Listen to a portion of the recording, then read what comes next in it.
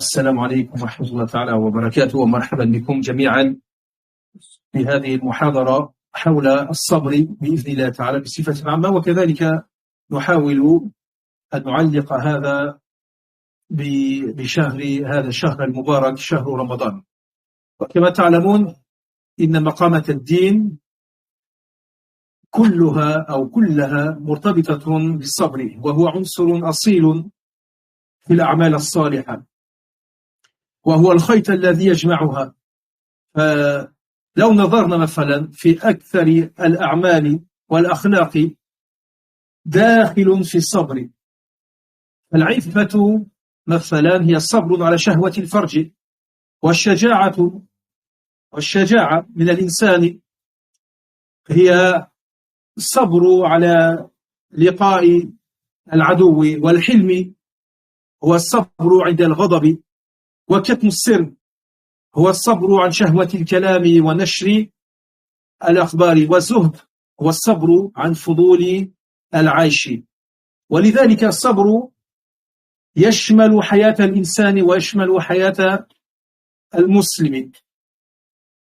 Premièrement, mes chers frères, mes chères sœurs, donc nous vous souhaitons la bienvenue pour cette conférence bi'idhnillah ta'ala qui aura comme sujet la patience et ses vertus, et de manière générale on essaiera de l'accorder avec ce mois béni du mois de Ramadan. Et comme vous le savez, lorsqu'on observe et qu'on analyse et qu'on médite sur les stations de cette religion, sur les éléments et les actions de cette religion-là, on va trouver que la patience c'est un élément fondamental dans chacune d'entre elles. Il n'y a pas une action que l'on peut imaginer, comme la prière, comme les aumônes, comme le jeûne et autres, sans que la patience en fasse partie et soit un élément fondamental de celle-ci. Ainsi, lorsqu'on regarde par exemple les caractères de la foi dans la patience, par exemple la chasteté c'est la patience face à quoi? Face au désir charnel. Également, lorsqu'on va observer par exemple le courage, eh bien, c'est la patience face à la rencontre face à un ennemi. Par exemple, ceux qui vont défendre les musulmans et autres, parmi ceux qui sont dans l'armée et autres, etc., parmi nos frères et sœurs qui sont en train de défendre, comme c'est le cas pour nos frères Razzaq, Allah subhanahu wa ta'ala leur accorde la victoire et les libère de cette tyrannie. Également, quand on regarde la mansuétude, al-hilm, cette patience, cette notion qu'on peut appeler de pardon et autres, qui est la patience au moment de la colère, al-hilm, qui va prendre des fois le dessus et qui va faire en sorte que la personne patiente pour gérer et empêcher sa colère d'exploser. Également, garder un secret qui nous a été confié par un proche ou autre ou par un frère. C'est la patience face au fait de divulguer cette parole. Des fois, l'âme, elle a envie de divulguer et ainsi de suite. L'ascétisme, le fait de se contenter de ce qui nous suffit dans ce bas monde et de ne pas outrepasser là-dedans. Ça demande également une patience, surtout si Allah subhanahu wa ta'ala nous a fait don de ses largesses ici-bas. C'est pour ça que l'imam Ali ibn Abi Talib, ولذلك قال الإمام العزيز والفاضل علي ibn Abi Talib رضي الله عنه الصبر من الإيمان بمنزلة رأس من الجسد. C'est pour ça qu'Ali ibn Abi Talib a cette fameuse parole, le cousin et le gendre du prophète sallallahu alayhi wa sallam, il nous dit que la patience par rapport à la foi, c'est quoi son rapport? C'est le même rapport que la tête par rapport au corps. Si on coupe la tête du corps, il reste inactif et il ne peut avancer. Donc la patience représente dans cette religion ce que représente une tête par rapport à un corps humain. Alors ce qui peut venir à l'esprit directement lorsqu'on parle de patience, tout de suite, si on devait vous poser la question peut-être à l'un d'entre vous, c'est quoi la patience? Patienter, ça veut dire quoi? On pourrait l'imaginer tout de suite dans ce qu'on appelle al-balaya ou al-masa'ib, c'est-à-dire dans les épreuves de la vie ici-bas et autres. C'est-à-dire la patience, c'est quand il m'arrive des problèmes, quand je reçois une amende, quand ma voiture elle est enlevée, quand mon enfant il est malade, quand je suis malade moi-même, quand j'ai des dettes, il faut que je patiente face à ces épreuves, etc.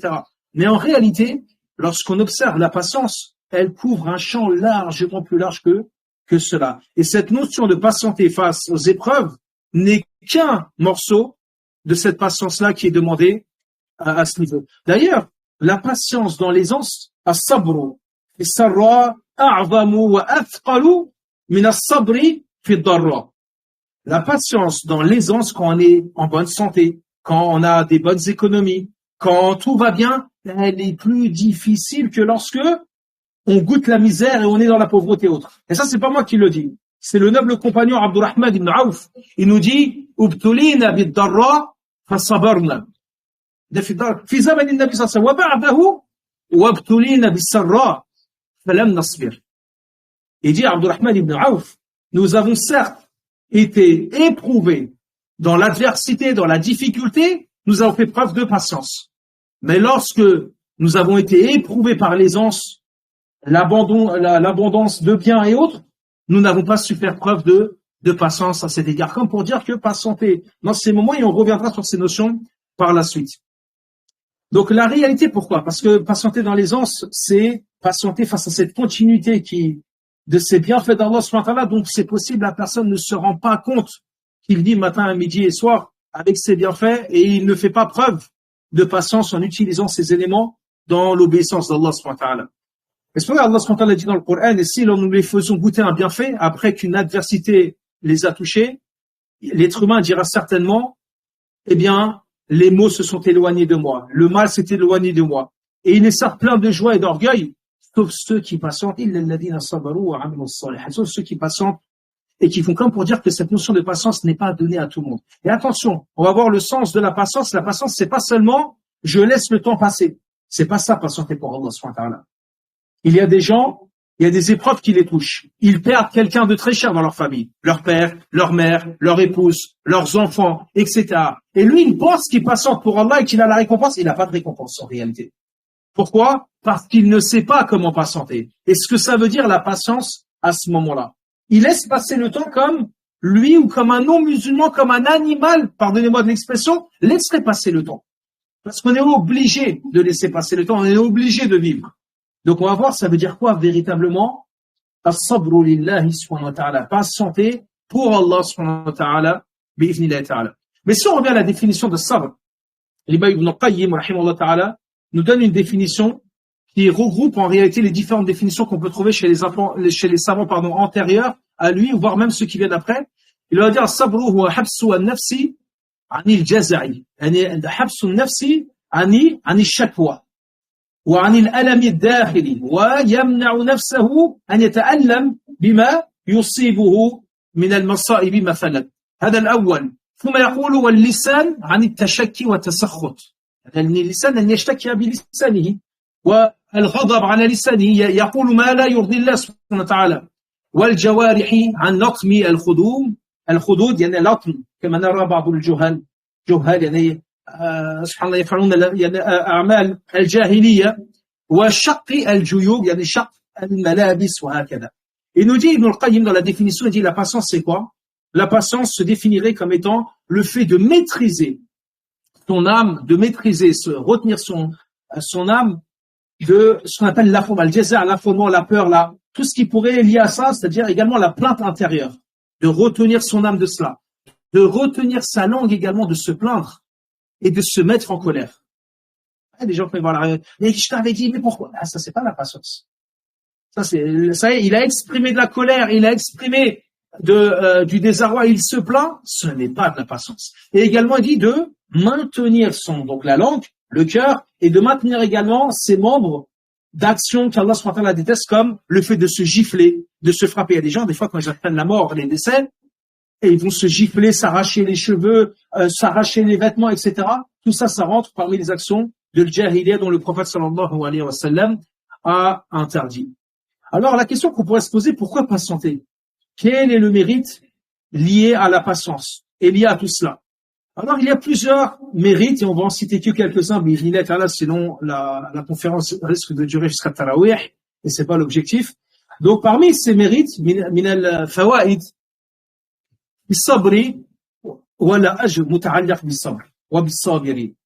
la première des choses, c'est la récompense qui est liée aux patients et à la patience. Allah subhanahu wa ta'ala dit innama yuwaffa as-sabiruna ajrahum bighayri hisab. Premier élément, Allah nous dit que les patients auront leur récompense sans limite, bighayri hisab, sans compte. Et c'est vrai qu'en réalité, quand on s'arrête, on médite sur ce verset, la patience, elle ne peut pas être estimée. C'est vrai, des fois, dans les tribunaux, vous savez, il y a des compensations. ils appellent ça les préjudices moraux subis, etc. Ils essayent de quantifier. Voilà, on va vous donner 100 000 euros, 10 000 euros pour le préjudice moral que vous avez. Mais en réalité, il n'y a aucun montant qui pourrait vraiment définir et donner la valeur à la patience que la personne elle a faite et qu'elle a eue. On a tué son enfant. Il a patienté pendant des années jusqu'à ce que la justice soit faite. Comment on peut estimer ça en argent? On peut. C'est pour ça qu'Allah subhanahu wa ta'ala, quand il dit innama yuwaffa as-sabiruna ajrahum bighayri hisab, on arrive à comprendre que il y a que Allah subhanahu wa ta'ala qui peut quantifier. Il y a que Allah subhanahu wa ta'ala qui sait ce que la personne elle endure, comment elle souffre et comment elle essaie de maintenir son nefs pour essayer de l'adorer du mieux qu'elle le peut. Également, Allah subhanahu wa ta'ala dit wala najziyanna alladhina sabaru ajrahum bi ahsani ma kanu ya'malun. Également, Allah nous dit et nous récompenserons ceux qui ont patienté selon le meilleur ou de la meilleure des manières ou la meilleure des façons en fonction de ce qu'ils œuvraient. Donc également, on voit qu'Allah subhanahu wa ta'ala va mettre en avant la rétribution qui est énorme face à cette patience qui est en réalité inquantifiable et qui ne peut pas être mesurée en termes de valeur par les humains. Il y a également cette bonne nouvelle. Allah subhanahu wa ta'ala fait la bonne nouvelle. وَبَشَّرَ الصَّابِرِينَ وَبَشَّرِ الصَّابِرِينَ الَّذِينَ إِذَا أَصَابَتْهُم مُّصِيبَةٌ قَالُوا إِنَّا لِلَّهِ وَإِنَّا إِلَيْهِ رَاجِعُونَ أُولَٰئِكَ عَلَيْهِمْ صَلَوَاتٌ مِّن رَّبِّهِمْ وَرَحْمَةٌ وَأُولَٰئِكَ هُمُ الْمُهْتَدُونَ. Donc Allah subhanahu wa ta'ala également dit fais la bonne annonce aux patients que lorsqu'une épreuve les atteint, ils vont dire quoi? Nous appartenons à Allah et c'est vers lui que se fera le retour. C'est quoi la récompense, ya Allah? Allah dit, ceux-là ont les bénédictions de leur Seigneur et sa miséricorde. Et voici qu'ils sont les bien guidés. Ceux-là sont les bien guidés. Donc on voit la mesure à ce niveau-là. Également, as-sabru min ata illah subhanahu wa ta'ala. La patience également fait partie des dons qu'Allah a octroyés à ses serviteurs. Dans un hadith, les Ansar, les Médinois vont venir voir un Nabi sallallahu alayhi wa sallam et ils vont lui demander. Il avait des biens, ils vont lui demander, il va leur donner jusqu'à ce qu'il lui reste plus rien. Lorsqu'il va lui rester plus rien, il va dire tout ce dont je dispose, je ne le garderai pas pour moi sans vous le donner. Il n'y a pas un bien, parce qu'ils vont lui demander, il va dire je ne cache rien, ça y est, j'ai plus rien. Si je vous donne plus rien, c'est que je n'ai plus rien à vous donner. Il va dire par contre, Allah subhanahu wa ta'ala, il dit celui qui cherche la chasteté parmi vous, il dit Allah subhanahu wa ta'ala lui accordera. Celui qui cherche à se suffire, Allah l'enrichira. Il dit celui qui s'efforce de patienter, Allah lui accordera la patience. Et nul n'a réussi, c'est ça, c'est là le shahid min al-hadith, il nous dit nul n'a reçu un meilleur don, وَمَا أُعْتِيَ أَحَدٌ عَطَاءً خَيْرًا وَأَوْسَعَ مِنَ الصَّبْرِ. Il dit Nabi sallallahu alayhi wa sallam. Personne n'a obtenu un don meilleur et plus profitable que la patience. Donc celui qui fait preuve de patience et à qui Allah lui a accordé, il lui a été accordé un bien énorme. Parmi également les mérites, on va s'arrêter à ce mérite-là et on va passer à un autre élément concernant la patience, c'est que la patience est une cause d'expiation des péchés.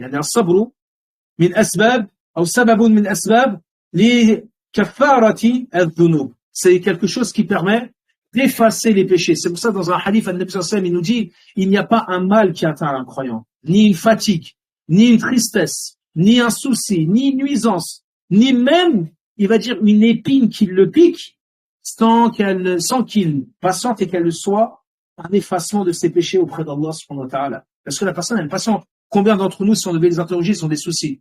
On va les interroger, moi j'ai des problèmes avec mon enfant, moi j'ai des problèmes avec mon épouse, avec mon époux, moi j'ai des problèmes au travail, j'ai des problèmes avec mes collègues, j'ai des problèmes avec j'ai des problèmes avec mes voisins. Chacun d'entre nous, on a peut-être des soucis, chacun à notre portée, ainsi de suite. Mais la patience pour Allah dans cela est également une des causes de l'effacement et la purification de nos péchés. Bi'ifnillahi ta'ala. Et l'imam Ali, il a également une parole édifiante, radiallahu anhu, là-dessus, et c'est là qu'il va nous apprendre c'est quoi la patience. Il va dire, innaka, in sabarta, jara alayka wa anta ma'jur, jara alayka al-qalam wa anta ma'jur. Il dit, si tu patientes, de toute façon, le destin, la plume, s'écoule sur toi. Il va arriver ce qui va arriver. Il va arriver ce qu'Allah l'a décrété. Mais alors, tu seras récompensé. Pourquoi? Parce que tu patientes pour Allah subhanahu wa ta'ala. Il dit, wa in jazi'ata, si tu fais le contraire, tu te plains, t'es pas content, tu te plains tous les jours, tu en as marre de cette situation-là et tu fais que de te plaindre au fond de toi, devant les gens, etc. Il dit, wa in jazi'ata jara alayka al-qalam kadhalik. que tu te plaignes ou pas, le destin également va avancer. La plume qui est inscrite sur toi continuera. On dit par contre, à ce moment-là, tu seras chargé de péché, tu n'auras pas la récompense attendue là-dessus. Pourquoi? Parce que tu n'as pas fait preuve de patience et tu ne t'es pas rappelé que cette épreuve qui t'attend, elle vient d'Allah subhanahu wa ta'ala. Ce qui t'a touché ne pouvait t'échapper. C'est comme si tu dis, ya Allah, pourquoi tu me l'as inscrit? C'est lui qui te l'a inscrit. Wa huwa arhamur rahimin, il est le plus miséricordieux des miséricordieux. Wa huwa al-hakim al-aziz. Wa huwa al-alim al-shakur. Et ainsi de suite. Allah subhanahu wa ta'ala est le plus sachant. Allah subhanahu wa ta'ala a la sagesse infinie. S'il te l'a octroyé, c'est qu'il y a un bien, même si ce bien t'échappe. C'est pour ça qu'on a, parmi les versets qui ont été récités dans certaines Baqarah dans les débuts de Tarawih, que vous avez prié dans ces dernières nuits, وَعَسَى أَن تَكْرَهُ شَيْئًا وَهُوَ خَيْرٌ لَكُمْ وَعَسَى أَن تُحِبُّوا شَيْئًا وَهُوَ شَرٌ لَكُمْ وَهُوَ مَا هُوَ الْخَتْمُ وَاللَّهُ يَعْلَمُ وَأَنْتُمْ لَا تَعْلَمُونَ. C'est pour ça qu'il faut se rappeler de ça. Il se peut que vous détestiez une chose, mais elle a bien pour vous. Elle a bien parce que vous vivez comme épreuve, c'est possible, c'est par cette porte-là que vous allez rentrer au paradis. Certains souffrent avec des fois des parents qui sont durs. Certains souffrent avec des enfants. Mais il se peut que c'est cette porte-là, votre entrée du paradis, bi'idhnillahi ta'ala. On ne sait pas par quoi est le bien pour nous ici-bas. Allah sait, mais nous ne savons pas comme il est indiqué. Alors la patience, on patiente face à quoi? Les savants nous disent que la patience, elle se divise en deux grandes catégories. As-sabru ala ma yuwafiqu al-hawa. Ils nous disent, la première des choses, c'est la patience avec ce qui est en conforme avec les passions. C'est-à-dire quoi ce qui est conforme avec les passions? C'est-à-dire c'est ce qui est conforme avec ce que l'être humain va apprécier. La patience face à la santé. Être en bonne santé nécessite également une patience. Pourquoi? On va le voir. La patience face à la sécurité. Regardez, elle aime. C'est un bienfait énorme. Des gens qui vivent sans sécurité, qui sont dans des guerres civiles ou qui sont assaillis par des ennemis, etc. Ne pas vivre en sécurité, c'est un bienfait immense que d'avoir la sécurité. La richesse, le prix, le prestige, le fait d'avoir un véhicule correct, c'est tout ça. Ce sont des choses que l'être humain apprécie. Mais dans ça, il y a une patience également à aborder. Et il doit avoir une patience là-dessus. Elle est où la patience là-dedans? C'est qu'il doit se maîtriser dans l'utilisation de ces éléments-là. Quand il est en bonne santé, il doit se maîtriser. Pourquoi? Pour adorer Allah subhanahu wa ta'ala. Et pour ne pas lui désobéir alors qu'il est en bonne santé. Parce que cette santé, c'est Allah qui lui a accordé. Ce véhicule qu'Allah lui a accordé, il va le prendre et retourner au bled pour montrer aux autres là-bas, regardez avec quel véhicule je viens. S'il part avec ça, s'il part avec cette intention de je vais louer le dernier, on va pas citer de marque, vous les connaissez les véhicules, hein, les véhicules allemands, les grosses cylindrées comme on dit, je vais louer ça et ça, parce que si je pars avec une Dacia, ils vont me regarder comme ça, peut-être les gens au bled ou autre. Il y a des personnes qui pensent à ça. Donc ton objectif c'est quoi? C'est cette richesse qu'Allah t'a accordée, ce bienfait qu'il t'a accordé ici, c'est d'aller t'enorgueillir devant des gens qui sont encore plus dans une précarité. Donc tu es en train d'utiliser ça et tu ne patientes pas comme Allah t'a demandé de patienter, c'est-à-dire, est-ce que c'est toi qui es plus riche ou Sulayman alayhi salam? C'est pour ça qu'Allah subhanahu wa ta'ala a mis des prophètes dans le Coran qui sont des exemples pour chacune de ces catégories-là. La pauvreté, il n'y en a pas un qui peut surclasser Isa ibn Maryam.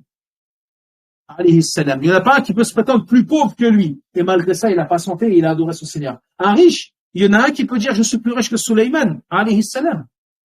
Allah lui a accordé une richesse qu'il n'a accordée à personne après lui.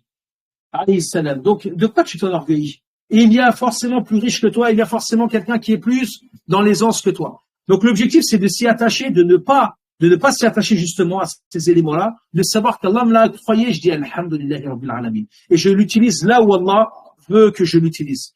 Et la patience face à la richesse consiste à quoi? Consiste à dépenser là où Allah m'a demandé de dépenser.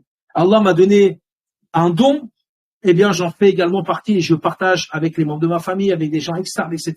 La patience face à la santé, c'est quoi? C'est d'utiliser son corps pour venir en aide à d'autres. Moi, je suis en bonne santé, je peux aider mon père qui lui est en difficulté. Je vais l'aider, je peux aider un voisin qui est en difficulté. Je vais l'aider parce que, Alhamdulillah Rabbil Alamin, Allah m'a donné cette force au niveau de ma santé et cette force-là pourra disparaître un jour l'autre. La patience dans tous ces bienfaits-là, c'est de ne pas désobéir. C'est pour ça qu'elle shukr. C'est pas seulement de dire ashukru lillah. Ashkuru Allah subhanahu wa ta'ala ala lisani lakin ashkuruhu bi jawarihi. C'est ça la réalité. C'est-à-dire, ashukr, c'est d'être reconnaissant auprès d'Allah subhanahu wa ta'ala à travers ses membres. Celui à qui Allah octroie des biens et il désobéit avec, il n'est pas reconnaissant auprès d'Allah subhanahu wa ta'ala. Et il n'est pas donc patient vis-à-vis de ces éléments qui lui ont qui l'ont été donnés. C'est ça que des pieux prédécesseurs disaient as-sabru ala al-afiya ashaddu min as-sabri ala al-bala. La patience quand on est dans l'aisance, il est plus difficile parce qu'on ne voit pas en réalité qu'on est dans le bien. Mais quand on devient malade, c'est quoi le réflexe humain? Je finis. C'est tout de suite le réflexe. Il s'accroche à son Seigneur subhanahu wa ta'ala. Il est dans la richesse, il oublie peut-être son Seigneur. Il redevient dans la pauvreté. Ya Allah, aide-moi à payer mes dettes. Aide-moi à sortir de cette pauvreté. Aide-moi. C'est ce que fait l'être humain. Et malheureusement, ceux qui font ça n'ont pas une foi qui est ferme en réalité. N'est pas une foi qui est abondante et ils ont un mauvais comportement avec leur Seigneur. Tabaraka wa ta'ala. En réalité, le croyant, dans l'aisance comme dans la difficulté, il reconnaît son Seigneur subhanahu wa ta'ala. Et il se comporte comme il se doit, qu'il soit de cette catégorie-là ou d'une autre catégorie. Et donc Allah subhanahu wa ta'ala met à l'épreuve, et c'est pour ça qu'il dit dans le Coran, Ya ayyuhalladhina amanu, la tulhikum amwalukum wa la awladukum an dhikrillah. C'est pour ça qu'Allah subhanahu wa ta'ala nous rappelle dans le Coran que nos épouses, nos enfants, nos biens, etc., sont des fitna, peuvent être des éléments qui nous détournent du rappel d'Allah. Que cette aisance qu'Allah vous a octroyée ne vous pousse pas à vous détacher. Rappelez-vous quand vous étiez pauvre, et Allah vous a enrichi. Dans quel état vous étiez, dans quelle situation? Rappelez-vous quand vous cherchiez à vous marier et que vous avez des grosses difficultés et qu'ensuite Allah vous l'a accordé. Rappelez-vous, il y a des gens, subhanallah, ils ont des difficultés à avoir des enfants. Ça fait des années, ils invoquent Allah subhanahu wa ta'ala et ils ont pas, on voit d'autres, ils ont des enfants, ils les laissent, ils s'en fichent. Hakada dunya. Des fois, il y a des choses qui nous échappent à nous et au niveau d'une sagesse divine qui nous échappe à nous. Mais en tout cas, il y a ici des épreuves des uns des autres parce que nous sommes des preuves les uns vis-à-vis des autres. Il suffira juste de ramener des personnes dans la même situation qui sera une preuve contre moi. Parce que moi, quand je vais dire, Ya Allah, j'ai pas pu prier au travail, c'était difficile. On va me ramener une personne qui a vécu à la même époque, qui était dans une entreprise plus difficile que la mienne, avec un patron qui était plus islamophobe que le mien. Il a réussi à prier. Mal jawab. Comment je vais répondre? Pour nos sœurs qui ont du mal à porter le voile, elles vont dire, Allah, j'avais du mal, le regard des gens, c'est difficile, j'ai étudié dans ça. On va lui ramener, il n'y a même pas besoin de lui demander l'excuse. On va lui ramener une personne dans la même situation, dans le même temps, qui a réussi à faire cela. Comment on va répondre à cela? Donc c'est pour ça que l'être humain doit se rappeler constamment de cela pour faire preuve de gratitude et de reconnaissance auprès d'Allah. Deuxième patience, c'est la patience, la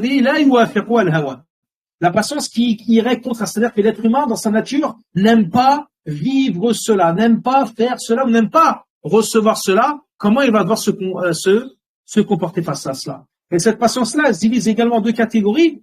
Il y a la patience qui est liée à ses choix à lui.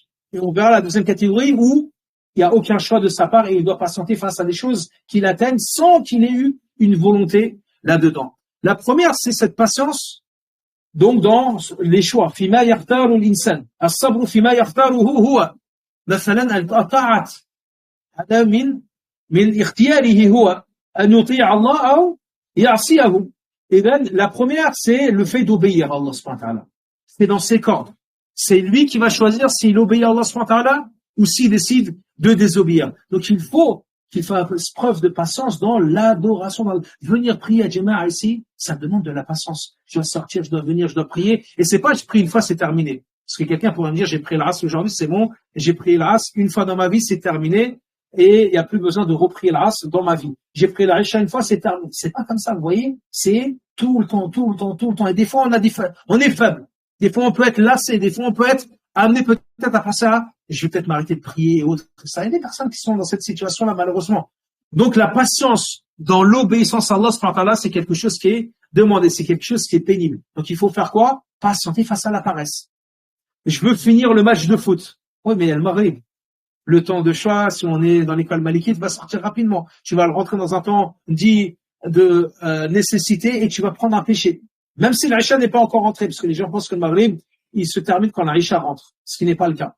Donc, non, mais il y a le match de foot. Non, il y a un sport. Non, il y a le Fudge qui rentre, mais non, lui, il regarde le combat UFC d'un combattant connu qui est à 5h, 6h du matin. Il veut pas quitter des yeux. On sait jamais s'il y a un chaos et que je rate le live à ce moment-là. À ce moment-là, subhanallah, c'est question de, donc, le fait de patienter et de contraindre son âme à venir et adorer Allah subhanahu wa ta'ala comme il se doit. Et on voit bien qu'il y a des actes qui sont pénibles. Et cool, c'est pour ça qu'on appelle taklif, ou al-mukallaf. le musulman, le responsable juridique, pas que le musulman, mais le mukallaf, celui qui est responsable juridique devant Allah subhanahu wa ta'ala, on l'appelle mukallaf, ça vient de kulfa, il y a cette notion de pénibilité. Mais c'est pas une pénibilité que l'être humain ne peut ne pas porter. Au contraire, c'est une pénibilité qui est à sa charge et à sa portée, qui peut faire la preuve. C'est que les pénibilités qui sortent de l'ordinaire, Allah subhanahu wa ta'ala, il y a mis ce qu'on appelle des rukhas. Il y a mis des dérogations, comme par exemple dans la maladie et le voyage, le fait de ne pas jeûner parce que je suis malade, le fait que quand je suis en voyage parce que c'est pénible. Et ça, c'est pas quelque chose qui est, on va dire, dans l'usage et dans l'adage de la personne d'être voyageur tout le temps, et ainsi de suite. Dans les grosses difficultés comme ça, Allah, il a mis des dérogations. Mais la prière, certes, il y a une difficulté. Le hajj, certes, il y a une difficulté. Le jeûne, il y a une difficulté. Mais c'est pas une difficulté que l'être humain ne peut pas supporter. C'est pour ça qu'il n'y a pas de dérogation. Et c'est pour ça qu'on dit aux personnes qui ont les capacités, vous devez jeûner, vous n'avez pas d'autre choix, c'est obligatoire vous concernant. Donc la patience dans l'obéissance est une patience face aux difficultés et face à ce qui pourrait régner. Je vois à côté de moi, personne ne prie chez moi. Je peux être tenté de ne pas prier. Je vois chez moi, je suis converti, admettons je suis converti, je vois chez moi tout le monde mange. Je peux être également tenté de ne pas manger. Il va falloir que je patiente face à mon environnement également pour ne pas désobéir à Allah subhanahu wa ta'ala et pour lui obéir à ce niveau. Le deuxième point, vous l'avez compris, c'est la patience face à la désobéissance. Donc la patience pour contraindre son âme à adorer Allah subhanahu wa ta'ala, donc dans les actes d'adoration. Le deuxième point, c'est la patience face à la désobéissance, d'être patient pour retenir son âme de désobéir. Donc j'ai les wasawis, fais ceci, fais cela, regarde telle chose, ne prie pas, repousse ta prière un peu plus, jeûne pas aujourd'hui, jeûne demain, ne donne pas ta zakat, etc. Face à tout cela, je dois affronter, donc le waswas c'est shaitan, je dois affronter mon nefs également qui peut m'appeler à faire le mal, etc. Donc je dois également lutter pour ne pas désobéir à mon Seigneur subhanahu wa ta'ala. Et la deuxième catégorie de cette catégorie qui n'est pas choisie par les humains, c'est ce qui va le toucher parmi les épreuves. Ce qui va le toucher, qui décide de sortir et de faire un accident en voiture. Vous vous arrêtez au feu rouge tranquillement, et une voiture, elle vient, elle vous rentre derrière. C'est vous qui l'avez choisi ou vous ne l'avez pas choisi? Si on vous avait demandé, jamais de la vie, vous aurez voulu passer du temps à remplir un constat, ensuite l'assurance, ensuite, et tout ce qui va s'en suivre. Également malade. Qui aime être malade parmi nous? Et avoir une fièvre où il ne peut plus se lever de son lit, ou voir ses enfants qui sont malades et qui pleurent. C'est pas quelque chose qu'on demande. Mais ça, ce sont des choses qu'Allah subhanahu wa ta'ala nous envoie par sa sagesse. Donc face à cela, face à ces épreuves, l'être humain également doit faire preuve de patience. Quand il le reçoit, il doit savoir tout de suite, il doit lier à ça et dire c'est Allah subhanahu wa ta'ala qui est en train de m'éprouver. Mon enfant il est malade, je suis malade, j'ai une difficulté, l'accident. Tout de suite, il doit dire subhanallah. Quand il dit إذا أصابته مصيبة, المصيبة c'est pas seulement le maut. وبشر الصابرين الذين إذا أصابتهم مصيبة أي مصيبة حتى في صحته وفي ماله وفي أولاده وفي أي شيء مصيبة أصابته يقول إنا لله وإن حتى يتذكر بأنه لا يملك نفسه هو لله سبحانه وتعالى وكل ما يصيبه من عند الله سبحانه وتعالى إذا أراد شيئا أن يقول له كن فيكون فإذا أراد الله سبحانه وتعالى شيئا لا أحد يدفع ذلك ما أحد يستطيع أن يدفع ذلك. Que la personne se garde en tête que quand Allah fait une chose, elle arrivera coûte que coûte. C'est pour ça que la musiba, le verset qui mentionne ceux quand ils sont atteints par, on va dire une épreuve, une difficulté autre, ils vont dire quoi? Inna lillahi wa inna ilayhi raji'un. C'est n'importe quelle des épreuves. Mon téléphone se casse, inna lillahi wa inna ilayhi raji'un. C'est pas seulement la mort. La mort, les gens disent cette formule que pour la mort. N'importe lesquels de ces musibas qui nous touchent, pourquoi on se rappelle de cette parole?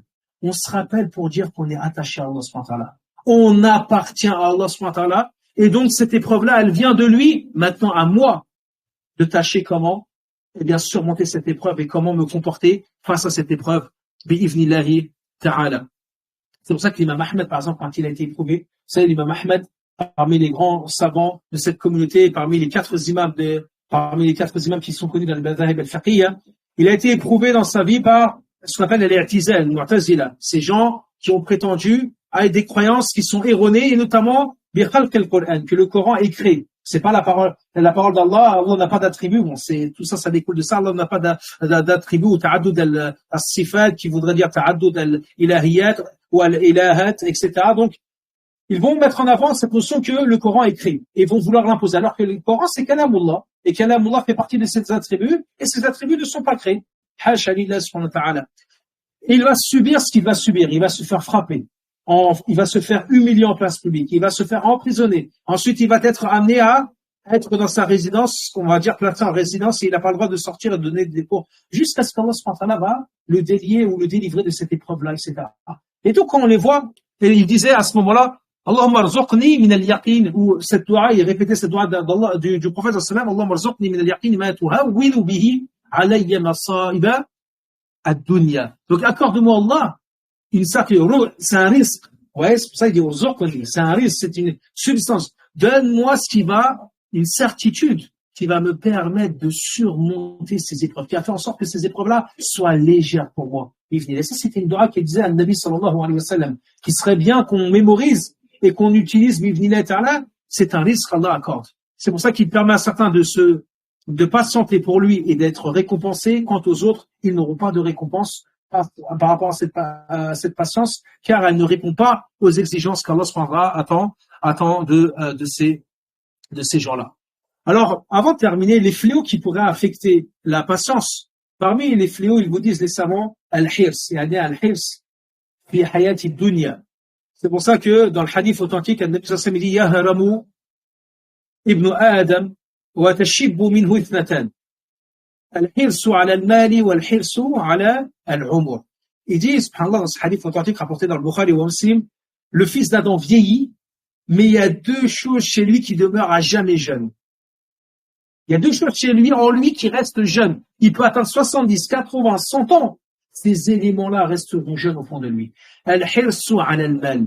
Le fait, l'avidité pour l'argent. Le fait de courir derrière dunya et de vouloir des biens. Et la deuxième des choses, il nous dit al-hirsu ala al-umur. Le fait de vivre plus longtemps. Le fait d'avoir encore plus de temps et de vie, alors qu'en réalité, la mort est une réalité. Donc ça pourrait être quelque chose qui pousse la personne à ne pas faire preuve de patience. Parce qu'il court derrière et il ne se contente pas de ce qu'Allah subhanahu wa ta'ala lui a donné. Et cette patience-là, il ne l'utilise pas à bon escient. Au contraire, il veut plus. En réalité, Allah subhanahu wa ta'ala ne nous demande pas de courir derrière dunya, il nous demande de prendre dans dunya ce qui nous suffit, ce qui nous est des provisions, des bagages pour pouvoir voyager. C'est comme quand on voyage, vous prenez tous l'avion ici, vous l'avez peut-être tous pris une fois ou plus. Quand on va à Orly ou à Charles de Gaulle, on va pas avec tout ce qu'il y a dans notre maison. On va avec ce qui nous suffit dans nos bagages pour ce voyage-là. Et bien, c'est la même chose dans ce dunya. Ce dunya, ça représenterait peut-être notre appartement. Et le voyage qui nous est demandé de faire, c'est de prendre ce qui nous suffit de dunya pour pouvoir cheminer vers Allah subhanahu wa ta'ala et rejoindre par la suite l'au-delà. Deuxième chose qui pourrait mettre un terme à ça, c'est le désespoir. L'affolement, d'être affolé, le désespoir qui pourrait malheureusement faire en sorte que la personne ne patiente pas. Il a peur. Comment je vais faire? Comment je vais payer ça? Qu'est-ce qui va se passer? Vous voyez l'affolement, quand il commence à s'affoler, il ne fait pas preuve de patience auprès d'Allah subhanahu wa ta'ala. Donc la réalité, c'est que la personne, quand il est touché, il sait qu'en réalité, ce qu'il a touché ne pouvait pas l'échapper, et ce qu'il a raté ne pouvait pas le toucher. Quand il a ça, et qu'il se rappelle, la personne qui se rappelle de ça à ces moments-là, vraiment, qu'il remercie son Seigneur subhanahu wa ta'ala. Parce que ces éléments, on les connaît. Vous allez dire, moi, je les connais. Mais est-ce qu'on s'en rappelle quand ça nous arrive? Quand on ouvre la boîte aux lettres, on voit le courrier, il y a une amende. Oh là là, qui a encore fait le problème? Après, on va aller voir notre épouse ou notre sœur. C'est toi qui avais conduit ce jeu. Ouais, il n'y a pas de patience à ce moment-là.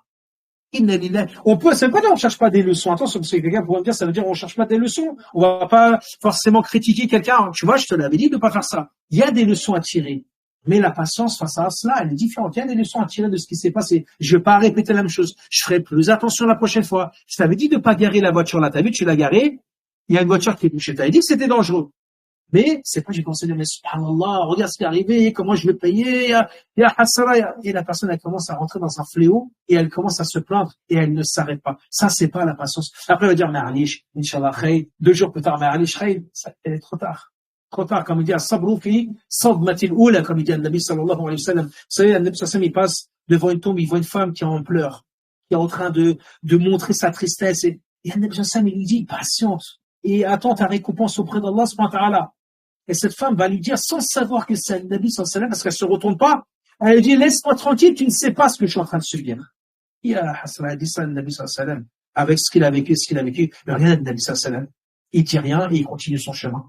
Les compagnons qui sont derrière, ils interpellent la femme. Ils disent, mais t'es malade, tu sais à qui tu viens de parler, tu sais à qui t'a dit ça. Et elle se rend compte que c'est un Nabi sallallahu alayhi wa sallam.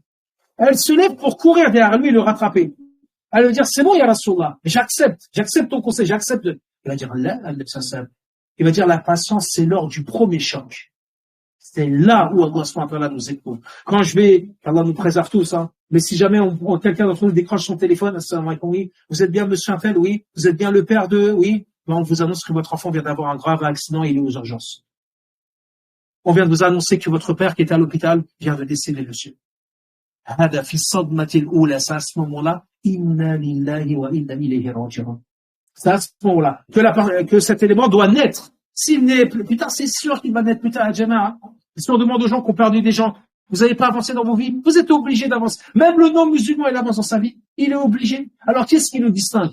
Ce qui nous distingue, c'est de se rappeler qu'à ce moment-là, la patience est une vertu et elle est demandée pour que cette épreuve-là, je la vive pas seule, mais je la vis en compagnie du Seigneur de l'univers, Rabbul Alamin, je la vis en étant attaché à lui, subhanahu wa ta'ala. Alors, parmi les patiences, bon, on termine par ça, des exemplarités qui sont citées dans le Coran et la Sunna, qui est parmi, bien sûr, Nabi sallallahu alayhi wa sallam serait le modèle parfait et exemplaire. Mais on va donner, d'autres exemples. L'exemple de Ibrahim, alayhi salam. Ibrahim, dans sa patience, dans l'obéissance à Allah, jusqu'à égorger son fils. Sacrifier son fils. Regardez comment Ibrahim, il est marquant quand même, cette patience-là. Et surtout, quand il va dire ça à son fils, il va dire, j'ai vu dans mon rêve que je te sacrifiais. Qu'est-ce que tu en penses? Qu'est-ce que tu vas dire? Il va dire, Ya bati fa'al ma tu'mar, satajiduni inshallah min as-sabirin. Regardez ce qu'il va répondre à son père. Il va dire, oh père, fais ce qui t'a été ordonné. Patient dans ce qui t'a été ordonné, car tu vas me trouver moi parmi également les patients. Et je vais patienter parce que c'est un acte d'adoration et un acte d'obéissance que tu vas faire à Allah subhanahu wa ta'ala. C'est pour ça qu'Allah va remplacer ensuite son fils par El-Kabsh. Elle est ce bélier azim. Et aujourd'hui, on continue de perpétuer cette tradition avec El-Udhiyya. Al-Eid al-Adha, c'est pour ça qu'on sacrifie, on continue de perpétuer cette sunna de notre père et de notre prophète Ibrahim alayhi as-salam. Donc quand vous voyez, subhanallah, les deux se sont soumis à Allah subhanahu wa ta'ala. Celui qui allait sacrifier, imaginez le père, subhanallah, la tristesse qu'il doit avoir. Il était sur comme il dit le Coran, il est sur le point, il a mis le couteau. Allah sait c'est bon, il va l'exécuter. C'est à ce moment-là qu'il l'a remplacé. Parce que c'est pas, il a fait un rôle.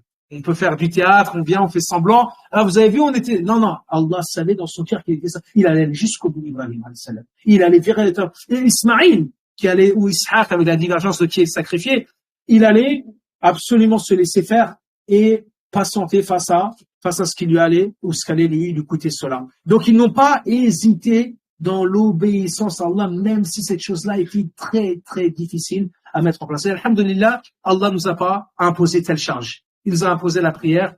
Alhamdulillah, qu'on a la prière, qu'on ne doit pas sacrifier nos enfants, non? Alhamdulillah, Rabbil Alamin. Mais malgré ça, vous avez vu, même Moussa, lorsqu'il va dire au prophète Mohammed, retourne voir ton Seigneur et demande-lui qu'il allège, car ta communauté ne pourra pas patienter, ne pourra pas mettre ça en place. Jusqu'à qu'un Nabi a eu honte de retourner après 5, qu'est-ce qu'il va rester? De 50 à 5 prières, qu'est-ce qu'il va rester aujourd'hui? Même malgré tout, Moïse lui a dit, ta communauté aura du mal, et on le voit malheureusement, cette difficulté qui peut exister. Deuxième exemplarité, dans la patience face au péché, on a un exemple extraordinaire, surtout pour la jeunesse et pour les moins jeunes. Youssouf alayhi salam. Il a été tenté, avant même d'être tenté. Il est également un exemple de ce qu'il a subi et qu'il n'a pas voulu. Il a été trahi par ses frères. Il a été jeté dans un puits, ça il n'a pas voulu. Il a été ensuite vendu comme esclave. Il est devenu domestique esclave de cette femme, de l'Aziz, de celui qui dirigeait l'Égypte à ce moment-là, et de son épouse. Et ensuite, elle l'a convié et elle l'a tenté dans ce qu'elle l'a tenté, et il a refusé, Youssouf alayhi salam. Il fait partie également de ces exemples qui ont patienté face au péché d'Allah subhanahu wa ta'ala, comme ils ont patienté également face à ces difficultés-là qui lui ont été octroyées par Allah subhanahu wa ta'ala. Ça veut dire, Rabbi sijnu ahabbu ilayya mimma yad'unani ilayhi. Oh Seigneur, la prison, parce qu'elles vont dire, si tu ne t'exécutes pas, tu vas rentrer en prison. On va dire, Ya Rab, la prison, elle est préférable. Cette femme-là, elle veut ça de moi. Elle lui a ouvert toutes les portes. Elle va dire, Ya Rab, la prison, je préfère la prison. Et si jamais tu ne me guides pas et tu ne me préserves pas, je ferai partie ça des injustes ou de ceux qui seront détruits. En réalité, donc on voit que Youssouf, ces prophètes-là, on voit tout de suite leur lien avec Allah dans cette patience-là, dans cette grande épreuve-là, et tout de suite le fait de se rappeler d'Allah subhanahu wa ta'ala met déjà une barrière et court à ces voies diaboliques qui pourraient nous faire tomber dans cela. Parmi également, et on termine par ces histoires-là, bi'idhnillah ta'ala, l'histoire de Sulaym, avec Abu Talha, cette histoire-là également qui est racontée par nos savants, qui est authentique. Il dit qu'Abu Talha, il avait un fils, et il l'aimait. Il était en expédition avec un Nabi sallallahu alayhi wa sallam, et pendant qu'il est en expédition avec un Nabi, son fils va décéder. Et Sulaym va prévenir les gens de ne rien dire, de ne pas informer Abu Talha. Elle dit, c'est moi qui veux l'informer en premier. Qu'est-ce qu'elle va faire? Elle va le laisser dans le berceau, et elle va faire en sorte de masquer un peu pour pas que... Donc son père, quand il rentre, il va demander comment il est. Elle va dire, il est plus serein que jamais. Elle va pas mentir. C'est vrai, il est plus serein que jamais, il est plus calme que jamais, elle va dire. Donc c'est une forme de métaphore qu'elle va utiliser. En réalité, il est mort, c'est pour ça qu'il est calme. Il peut pas être plus calme que ça. Elle va lui préparer son repas. Enfin, des fois, quand on lit cette histoire, on dit, est-ce que ces gens-là, est-ce que c'est des humains, vraiment? Est-ce que ce qu'elle va faire là, cette femme, ça dépasse l'entendement? Parce que normalement, souvent on dit que dans les sentiments, les femmes des fois sont plus amenées à être touchées par leurs sentiments et à se laisser aller ou à pas forcément. Là, cette femme-là, ce qu'elle va faire, c'est quelque chose qui dépasse l'entendement quand on lit ça. Elle va faire quoi? Elle va se faire belle à lui. Elle va lui préparer son repas. Ils vont passer une belle nuit, lui et son époux, et au matin, et regardez comment elle va lui annoncer. Elle va lui dire, elle va dire, que penses-tu si jamais des gens prêtent quelque chose à quelqu'un, et ensuite ils viennent pour récupérer ce dépôt-là? Seront-ils en droit de le faire? Il va dire, mais bien sûr, ça leur appartient. Quelqu'un m'a laissé son téléphone. Ensuite, il vient pour le rechercher. Il est en droit bien sûr, je lui rends son téléphone, ça. Elle va dire, alors je t'annonce qu'Allah subhanahu wa ta'ala a repris ton fils. Lillahi ma a'ta, wa lillahi ma akhad. C'est Allah qui donne, à Allah appartient ce qu'il a donné, et à Allah appartient ce qu'il a repris. Lui, il va se faire enculer. Il va dire, pourquoi tu m'as pas informé avant, après tout ce que tu as fait, après tout ce que tu as dit, etc. Et quand il va aller voir Nabi sallallahu alayhi wa sallam pour se plaindre, pour dire, regarde ce qu'elle a fait, est-ce que c'est normal, etc. Nabi sallallahu alayhi wa sallam va être étonné de la situation de cette femme. Il va plutôt féliciter, il va même faire dua, parce qu'ils ont passé une nuit ensemble. Il va faire dua qu'Allah leur donne la baraka, et de cette nuit-là, il y a un enfant qui va naître, Moubarak. وعسى أن تكرهوا شيئا وهو خير لكم وعسى أن تحبوا شيئا وهو شر لكم والله يعلم وأنتم لا تعلمون. ونختم بقصة عروة بن الزبير رحمه الله تعالى ورضي الله عنه وعن الصحابة أجمعين، وهو ليس من الصحابة لكن هو من أسرة الزبير وأسماء كما تعلمون، لكن هو لم يلتقي بالنبي صلى الله عليه وسلم وهو كان صغيرا جدا في حياته صلى الله عليه وسلم. عروة بن الزبير qui est le frère d'Abdullah ibn Zubayr, qui font partie de cette famille bénie de Zubayr ibn Awwam, qui fait partie des 10 premiers au paradis avec sa femme Asma, qui est la fille d'Abu Bakr. Ces personnes-là, Urwa, subhanallah, il est dans un voyage, et dans le retour de son voyage, il va être éprouvé de 2 éléments en même temps. Il va dans ce voyage avoir une blessure qui va nécessiter d'être amputé d'une jambe.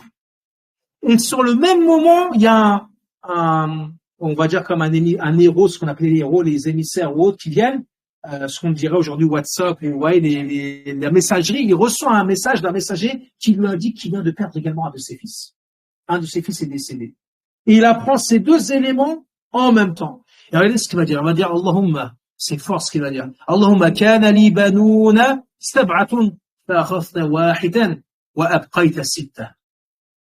فينظر إلى ما أبقى الله سبحانه وتعالى فلا ينظر إلى ما أخذ أبقيت الستة وكانت لي أطراف 4 فأخذت طرفا وأبقيت 3 ولئن ابتليت لقد عافيت ولئن أخذت لقد أبقيت. Regardez subhanallah la foi de cet homme, de ce vertueux, de cette communauté. Il va dire, oh Allah, j'avais 7 fils, tu m'en as pris un, mais tu m'en as laissé 6.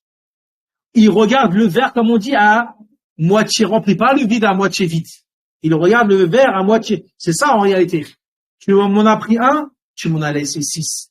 Ensuite, il va dire, oh Seigneur, J'avais 4 membres. On a 2 bras, 2 jambes. Tu m'en as pris un et tu m'en as laissé 3. Regardez comment il parle avec son Seigneur. Regardez comment il dit. Il dit, oh Seigneur, si tu éprouves, eh bien, tu accordes également et tu préserves et tu accordes la afia, tu accordes la guérison, tu accordes cela. Et il dit, et si tu as pris, tu as certes également laissé en réalité. Donc, regardons ce qu'Allah nous a laissé et ne nous fions pas et n'observons pas ce qu'Allah nous a pris. J'ai perdu un objet, j'ai perdu ceci, mais combien d'objets j'ai gardé? J'ai perdu 10 euros, mais il reste combien dans mon compte? J'ai perdu un véhicule, mais il reste combien d'autres moyens de locomotion que je pourrais utiliser avec ma carte et autres, etc.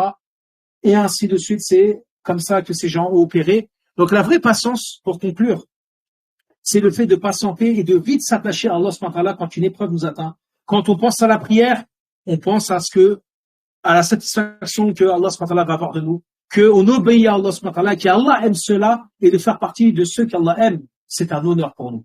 De jeûner, c'est un honneur pour nous. De donner la zakat, c'est un honneur. C'est avec cela qu'on va s'aider à patienter, et à lire le Coran, et ainsi de suite, à faire ces actes d'adoration. Face au mal, de se rappeler que après l'avoir commis, il va se dissiper, et comment je vais devoir répondre de ça devant mon Seigneur subhanahu wa ta'ala pour 5 minutes de plaisir, peut-être des années ou des siècles en enfer. Est-ce que, comme on dit, la chandelle ou le jeu en vaut la chandelle, comme on dit dans l'expression, est-ce que c'est l'occasion donc de se remémorer de ça? 5 minutes de plaisir pour ensuite des années et des mois de regrets là-dessus, ça ne vaut pas en réalité la chandelle, comme on dit. Également de patienter face aux épreuves qui nous atteignent. Quand elles nous atteignent, toutes ces épreuves-là, tous ces éléments-là, notre vie en réalité, on doit à chaque fois le lier à Allah subhanahu wa ta'ala pour pouvoir accueillir cela de la meilleure des manières et ne pas être des serviteurs ingrats. Comme il dit à Nabi sallallahu alayhi wa sallam, lorsqu'il a pris la prière de la nuit, son épouse va lui dire, comment tu pries la prière de la nuit alors que tes péchés étaient pardonnés avant et passés? Pourquoi fais-tu cela? Il va dire,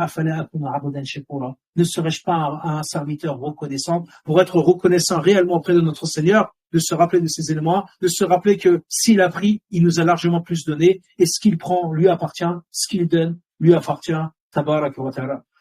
اللهم اجعلنا من الصابرين اللهم تقبل منا صيامنا وقيامنا وتلاوتنا وسائر أعمالنا في هذا الشهر المبارك يا رب العالمين اللهم انصر إخواننا المستضعفين في كل مكان يا عزيز يا قوي يا جبار ربنا تقبل منا إنك أنت السميع العليم ربنا لا تزغ قلوبنا بعد إذ هديتنا وهب لنا من لدنك رحمة إنك أنت الوهاب ربنا آتنا في الدنيا حسنة وفي الآخرة حسنة وقنا عذاب النار اللهم صل وسلم وبارك على سيدنا محمد وعلى آله وصحبه أجمعين سبحان ربك رب العزة عما يصفون والسلام على المرسلين والحمد لله رب العالمين والله أعلى وأعلم بارك الله فيكم لاستماعكم وشكر الله لكم وإلى اللقاء بإذن الله تعالى ودمتم بخير وكل عام وأنتم بخير والسلام عليكم ورحمة الله تعالى وبركاته.